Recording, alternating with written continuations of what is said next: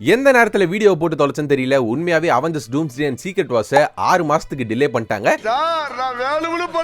S, மே மாசம் release ஆகிறதா இந்த Avengers டூம்ஸ்டே December 2026 2027 மே மாசம் ரிலீஸ் ஆகிறதா இந்த சீக்ரெட் வார்ஸ் டிசம்பர் 2027ல ரிலீஸ் ஆக போகுது அப்படின்றத சொல்லிட்டாங்க. இதுக்கும் எனக்கு எந்த சம்பந்தமும் இல்லடா, என் மனசுக்கு தோணுனதை நான் சொன்னேன். யார் என்ன வந்து அடிக்க கூடாது. என்ன பொறுத்த வரைக்கும் இதுல நல்ல விஷயங்கள் ஏகப்பட்டது இருக்கு. ஒரே ஒரு கெட்ட விஷயம் தான் இருக்கு. நல்ல விஷயம் பார்க்கும்போது பொறுமையா அவங்களால ஷூட்டிங் பண்ண முடியும். ஒரு ஃபுல் ஸ்கிரிப்ட் இல்லாம இப்போதைக்கு ஷூட்டிங் பண்ணிட்டு இருக்காங்க. ஒரு ஃபுல் ஸ்கிரிப்ட் எடுத்துக்கிட்டு நல்ல ஒரு பிளானோட ஷூட்டிங் போலாம். நல்ல டைம் எடுத்துக்கிட்டு விஎஃப்எக்ஸ் பண்ணலாம். ஒரு குவாலிட்டியான ஃபிலிம் ஒன்னு கிடைக்கும். இந்த மாதிரி ஒரு 1.5 வருஷம் டைம் இருக்கும்போது அதுதான் இப்ப தேவை. பிகாஸ் இந்த ரெண்டு படமே ரொம்ப முக்கியமான படங்கள். சோ அதை புரிஞ்சு இந்த ரெண்டு ஃபிலிம்ஸுமே டிலே பண்ணிருக்காங்க. இதனால இன்னொரு நல்ல விஷயம் என்னன்னா, ஸ்பைடர்மேன் பிராண்ட் நியூ டே இருக்குல, அந்த படம் பக்கா கிரவுண்டடா அவங்க என்ன மாதிரி ஒரு ஸ்டோரியை சொல்லணும்னு நினைச்சிட்டு இருந்தாங்களோ அந்த மாதிரி ஒரு ஸ்டோரியை சொல்லிட்டு அந்த படத்தோட எண்டிங்ல அவெஞ்சர்ஸ் டூம்ஸ்டேக்கு ஒரு பயங்கரமான ஒரு செட்டப் வந்து அவங்களால பண்ண முடியும். இதுக்கு முன்னாடி வந்து ஸ்பைடர்மேன் பிராண்ட் நியூ டேவும் அவெஞ்சர்ஸ் டூம்ஸ்டேவும் ஒரே கட்டத்துல நடக்க போற கதைகள். அதனால வந்து டூம்ஸ்டேல ஸ்பைடர்மேன் இருக்க மாட்டாருன்னு சொல்லியிருந்தாங்களே. ஸ்பைடர்மேன் பிராண்ட் நியூ டேலயும் ஒரு கிரவுண்டடான ஸ்டோரியை பார்த்துட்டு அவெஞ்சர்ஸ் டூம்ஸ்டேலயும் நம்ம வந்து அவரை பார்க்க போறோம். இது டெஃபினட்டா ஒரு நல்ல விஷயம் தான். ஒரே ஒரு கெட்ட விஷயம் என்னன்னா,